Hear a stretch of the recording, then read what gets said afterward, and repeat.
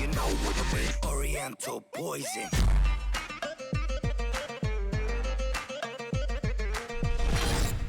Salut à tous, c'est Lia, j'espère que vous allez bien. Aujourd'hui, on se retrouve pour le deuxième épisode de la série Lia vous dit tout. Avec Abdel, on a vu que le premier épisode vous avait plu, donc du coup, on a décidé de continuer. Donc vraiment, si cette série vous plaît, n'hésitez pas à mettre un maximum de likes et à nous le dire dans l'espace commentaire.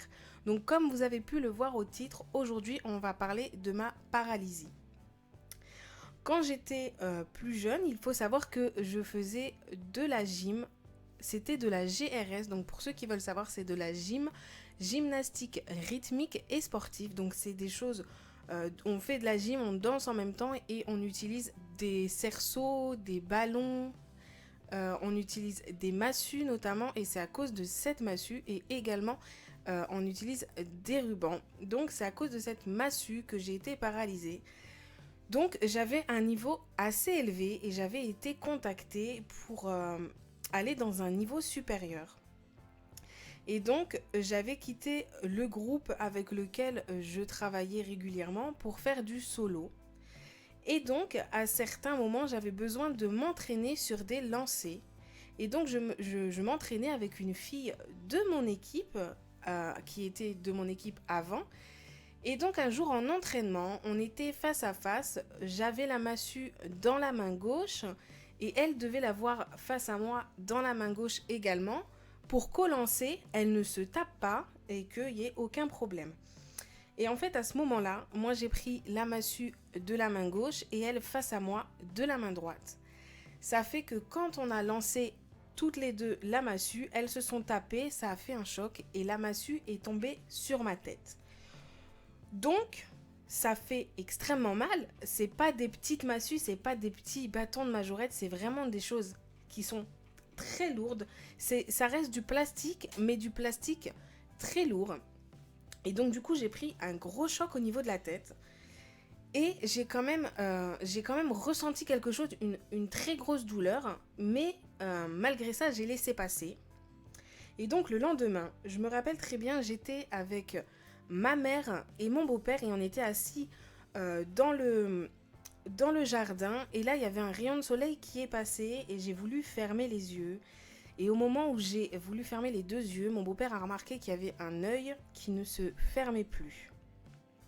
Donc de là il s'est inquiété, il a dit: tu as reçu un coup à la tête, il faut qu'on aille aux urgences.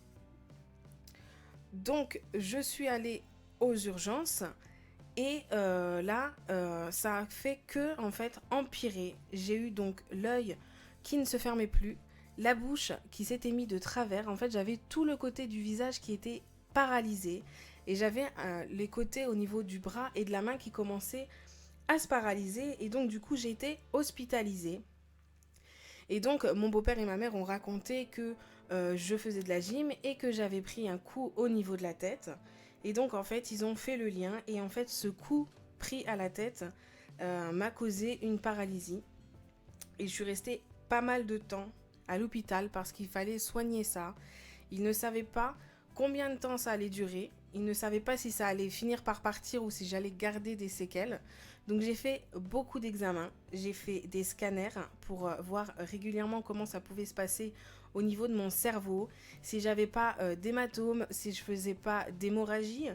Et tous les soirs avant de me coucher à l'hôpital, ils me mettaient des gouttes dans les yeux et ils me mettaient un coton sur l'œil pour que je puisse dormir, pour que je sois un maximum dans le noir.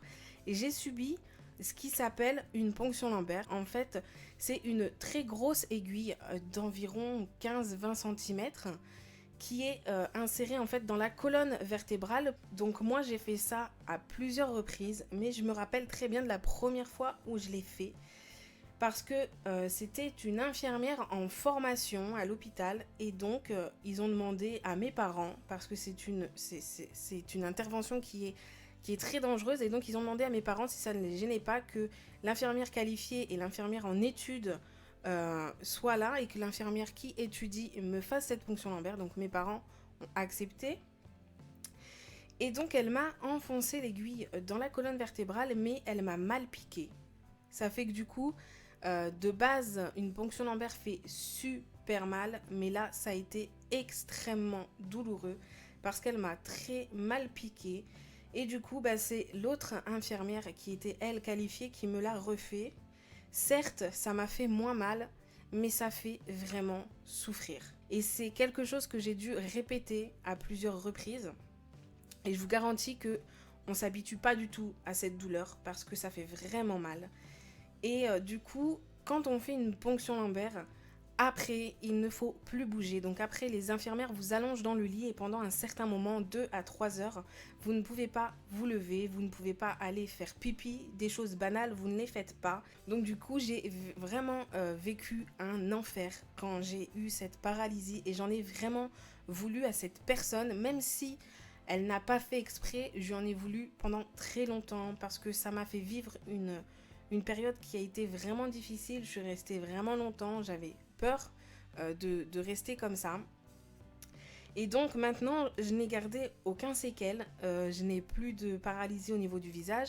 C'est vrai qu'à un certain moment, j'ai peur parce que je sens un peu mon visage qui, comment vous dire, pas qui durcit, mais j'ai l'impression que mon visage est botoxé, que j'ai plus d'expression et souvent ça m'arrive de demander à Abdel, est-ce que mon œil se ferme ou est-ce que ma bouche n'est pas de travers parce que ça me fait peur. Et du coup, à cause de cette paralysie, on m'a recommandé de faire très attention au courant d'air. Parce qu'on m'a dit qu'un courant d'air trop violent pouvait refaire ressortir ma paralysie. Donc je fais très attention, notamment quand je suis en scooter avec Abdel, je mets toujours la visière parce que j'ai peur de prendre trop de vent dans le visage.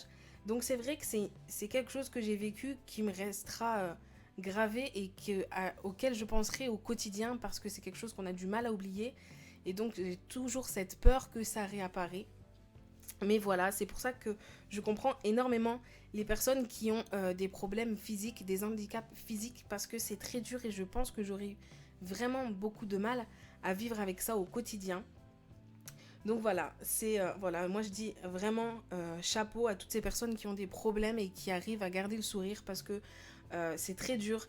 Et il faut vraiment être entouré, il faut avoir la famille, il faut avoir les amis. Et dans ces moments-là, c'est très important. Il faut jamais, jamais lâcher prise. Parce qu'il faut se dire que quoi qu'il arrive, il y aura toujours des personnes derrière nous pour nous soutenir. Et vraiment, chapeau à vous. Donc voilà, c'était ma petite histoire. Et pour vous rassurer, je vais très bien maintenant. Je vis très bien, il n'y a aucun problème. Donc voilà, c'était ma petite histoire. J'espère que ça vous aura plu. J'espère que vous avez pris du plaisir et que je vous ai bien expliqué un petit peu tout ce que j'ai pu traverser comme période.